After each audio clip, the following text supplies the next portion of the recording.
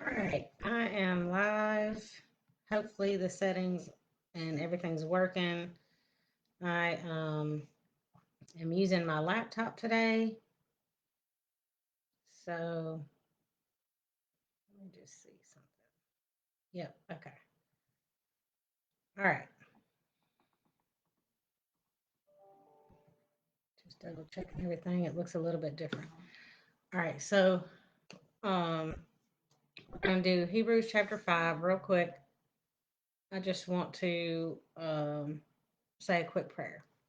Lord, I thank you for the opportunity to study your word. I thank you for the time to get together to read your word and listen to commentary about your word, Lord. I pray, Lord, that we will use these things that we learn, Lord, in our own study time, that we'll just continue to grow in our knowledge and understanding of you and your word, Lord. I pray, Lord, that we will understand what you're trying to tell us with your Holy Spirit, Lord. We ask you to forgive us of our sins in Jesus' name. Amen.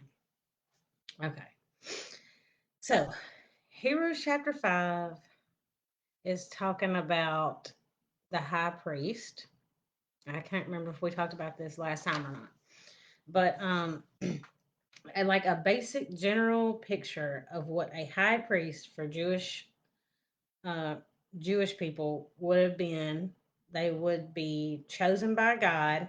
Not it wasn't an earned position, and it wasn't an elected position when it was created. So when Aaron became the high priest back in Moses and Aaron's time, and then from then on it was Aaron's lineage. They were from Levi, and then so I guess Levi is from Aaron, and then they were called the Levites. Those were the Levitical priests, the high priest. So by the time I got to be around Jesus's time, it was political and stuff, right? But at the time that the high priest position was created, ordained by God, no one could run for high priest as they could for a political position. If you think about now, even pastors and preachers today generally feel like they have to win the favor of the congregation when they're applying for a job at a new church. And some denominations do just appoint a pastor based on their um, education and skills. I have a sorry, I had something on my camera. Um, but the high priest was chosen by God. It wasn't by qualification or being liked by others, and it wasn't by a vote. It was God's. God said who would be high priest. Okay, so um, that's basically verse 1, talking about high priest um, being appointed by God. Uh, Hebrews 5:2 talks about he can deal gently with the ignorant and wayward, since he himself is beset with weakness. Okay, so a high priest did not have to pretend that he was without weakness. The high priest would have been gentle with everyone. He would have compassion on them because he also would be subject to the same um, weaknesses, which we talked about Jesus's weakness. Last time we talked about his humanity and all. So they also had to go in and do the ceremony for the forgiveness of their sins too, not just for the people, right? But of course, Jesus did not because he didn't sin. First Peter 2:9 calls us a royal priesthood. So even though some or many of us Christians act in ways that are ignorant or wayward, we are still considered a royal priesthood, right? Um, see, verse 4, no one takes this honor for himself, but only when called by God, just as Aaron was. So the Jewish Christians, the people who Hebrews was written to, they really struggled to grasp Jesus's priesthood. They knew that he was Jewish, but he was not from Aaron's lineage. He was not a Levite. He was not, you know, and they knew that. So they struggled with the the high priest aspect of it, the fact that he is our high priest, um, and that they knew it's like they knew he saved them. They believed that, but they just like they believed what was said about Jesus, their um their past and all that they learned as Jews hindered them from understanding that he's our high priest. So they also knew what happened to men who were not called by God. So there were three instances in the Old Testament where men presumed to act as priests and were not. And so that's Korah in Numbers 16, Saul in 1 Samuel 13, and Uzziah in 2 Chronicles 26:16. So they knew that it did not go well for the men who claimed to be priests, right? But they acted like they were. Um, and I also read in the Britannica Encyclopedia website that the priests were meant to serve for their entire life. If they were from Aaron's lineage, the Levites, and they were called to be the high priest, they were meant to serve from the time they were, I guess, ordained or whatever till they died. But in the second century BC, it says bribery led to several people being appointed by government officials or chosen by lot, which also did not go well for them. And there have been no Jewish high priest since the destruction of the Second Temple. So these Jewish people, they have all this knowledge and this understanding of the Old Testament. So they also, kind of know what happens when people do things they or say they're somebody they're not. So they really struggle with it. And so the writer's trying to let them know that Jesus is called, our high priest. He's chosen by God.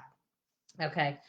So verses 5 and 6 talks about Christ did not exalt himself to be made high priest, but he was appointed by him who said to him, "You are my son, that I have begotten you." As he says also in another place, "You are a priest forever in the order of Melchizedek." Okay, so Jesus was chosen by God to be our mediator. Okay, the author quotes from Psalm 2:7 and Psalm 110:4, and it's just like a quick who was Melchizedek.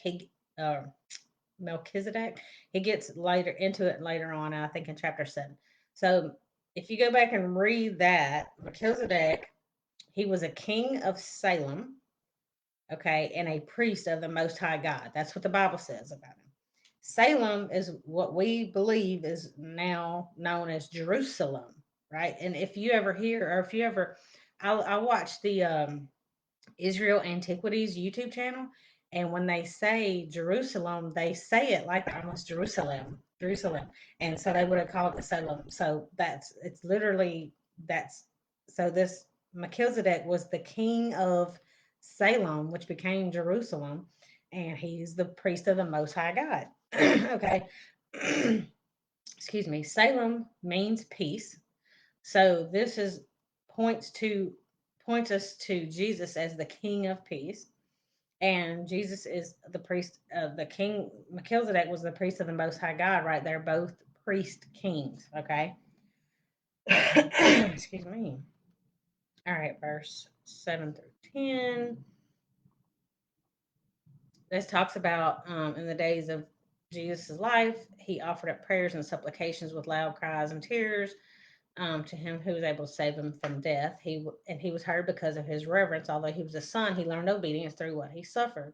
And being made perfect, he became the source of eternal salvation to all who obey him, being designated by God a high priest after the order of Melchizedek. Okay. So again, the author calls Jesus a son of God. No other high priest has ever been called son.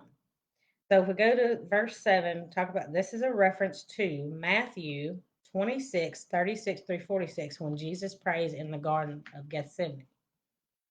And he prays that God would, if it's possible, let this cup pass from me. Nevertheless, not as I will, but as you will. He still prays for God's will to be done. Okay. um, so we must remember this part of prayer. Even when we really want a certain outcome, we need to remember to pray that God's will be done, no matter what. And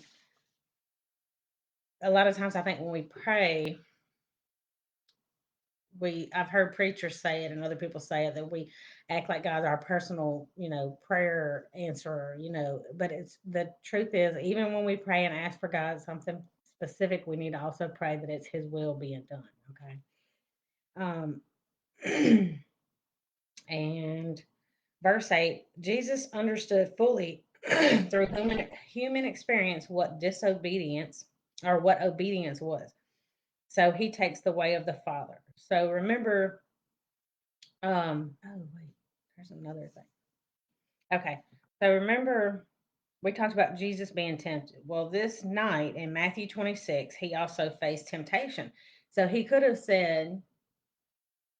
not even really prayed, or he could have prayed and just took it upon himself to say, well, I don't feel like God's keeping me here. And he could have left and not um, been our savior. But he, thank God he followed through with it. He was obedient.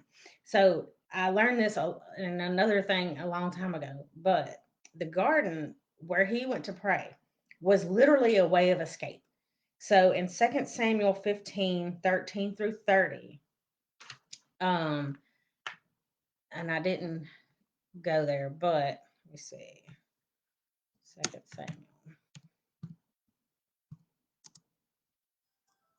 15. Um, there was there's like a in 2 Samuel 15, David flees Jerusalem.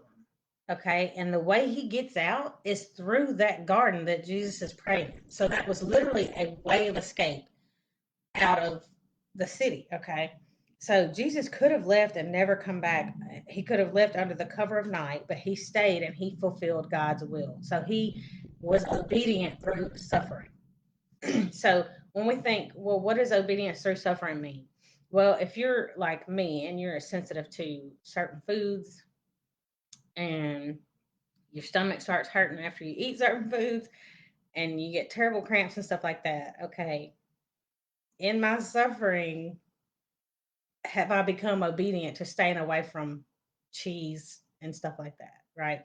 Like, like literally, that's how. Like, if you know something's gonna hurt you, do you understand and realize don't do that? You're suffering through obedience.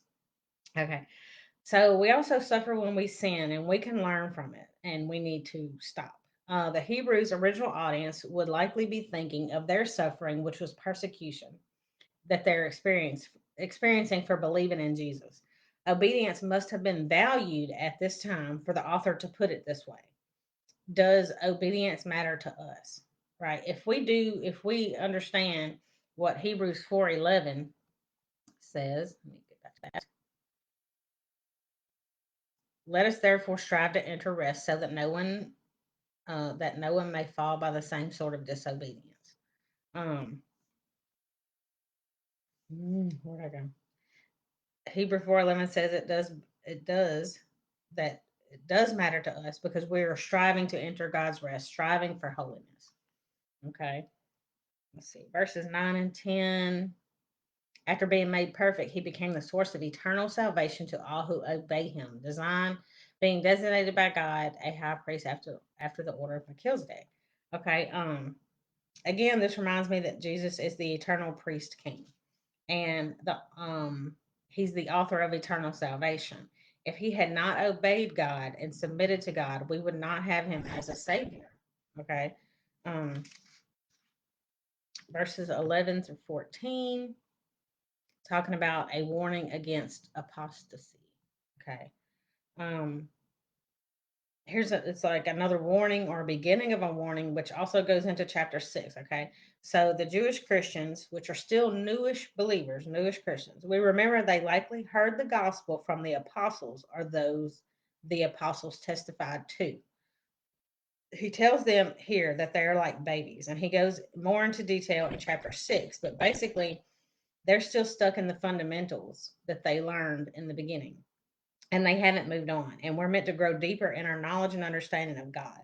And honestly, until I started really reading the Bible every day, it started out me just doing devotionals, and then it just started growing into that, into where I'm like I'm really, really reading the Word of God, and I read it multiple times and multiple translations. And then once I've read the full book multiple times, then I go into reading commentary and stuff.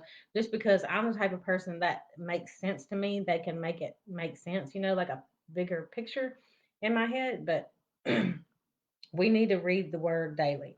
And I feel like I didn't grow spiritually when I was first saved. Like I took notes in church, I went to church every time it was open. But until I really started reading and studying God's word every day, or listening to teaching and really digging deeper, I was just like, um, I was just like these people that he was warning, right? And I was 19 years old when I first got saved, and I didn't start really reading and studying until like a few years ago. So that was all those years I was still like a babe. And now I feel like I'm finally growing and maturing in my faith and my understanding of the word because of how much time I'm spending in the word. Um, so um, the analogy here we all should understand: babies who drink milk generally don't sleep as well as babies who start getting rice in their milk. Okay. We start giving them more solid foods. As they grow, they do rest better and they grow, right? They start growing. So the Bible is meant for all of us, not only preachers and teachers to understand. So if we have a Bible, but we don't understand the language, or you listen to teaching that doesn't make sense, we need to find a Bible translation that is making sense to us and that we can understand, and someone who can break down the big words and big ideas for us to better understand. That is what commentaries are there for, and even, church and stuff like that. Um, the author tells us solid food is for discernment, which means to perceive, recognize, distinguish mentally, recognize as distinct or different, to have insight. Many times we pray, Lord, what should I do? When we really should pray for discernment. We should be mature so that we have something in us that is discerning, telling us the difference between things, which is the good choice, right? Remember, Hebrews 4:12 says that the Word of God is alive and powerful and active and lives in us to help us divide between wise and unwise. So we should have that Word of God in us, being that sword, that discernment to separate the good and the bad. So let us hold our decisions up to the Bible and see it is good. If it helps us to look more like Christ. If so, go that way, right? If it stops us from looking more like Him, it's probably not the way we should go. It's probably not His will. It's probably not the right decision. So sometimes we make decisions anyway when we don't know. And it's okay because God can use any choice that we make. It says God, what is it? Can choice for the good of those who love him, are called according to his purpose, right? He, even when we make the wrong decisions, because we're human right now, until as long as we're in this flesh, we're going to make bad decisions sometimes. So, but he can still use that as long as, you know, we're, I believe, trying to do right. We love him and we're called according to his purpose, which is to further his kingdom while we're here. So even when we make wrong decisions, God still can use that. But we do need to be praying for discernment and reading his word and knowing him better, knowing his heart better, so that when we make better, we'll automatically start making better decisions, and I think have more discernment. So we need to choose to follow Jesus, which is narrow and small and straight every day. So that's the path of discernment and rest. But we're not alone. God is with us. We tend to feel compassion for those who we identify with. I think it's just natural in us, right? We feel like when you're like, oh, I can relate to that, and you feel like you need to pray for that person who's going through something that you've been through and stuff like that. But the good news is that Jesus has compassion for all of us, and he identifies with all of us. And I pray that we learn from our suffering and learn obedience. And I pray that we know the grace and mercy of God through Jesus Christ. So that was pretty quick. It wasn't too bad today. And shouldn't be too much should all be pretty short. I think Hebrews chapters are pretty short. But thank you for watching, and I pray that you'll come back and watch. I'm hoping somebody comes back and watches the replay if you're not able to watch it live. And I'll see y'all next week. But I just want to pray for us real quick. Lord, we thank you for your love and understanding. I thank you, Lord, that you're helping us to grow and discern and mature. And I just thank you for all that you are and all that you do. And help us, Lord, to reach out to those who are suffering and pray for them. I just thank you for everything. In Jesus' name, amen.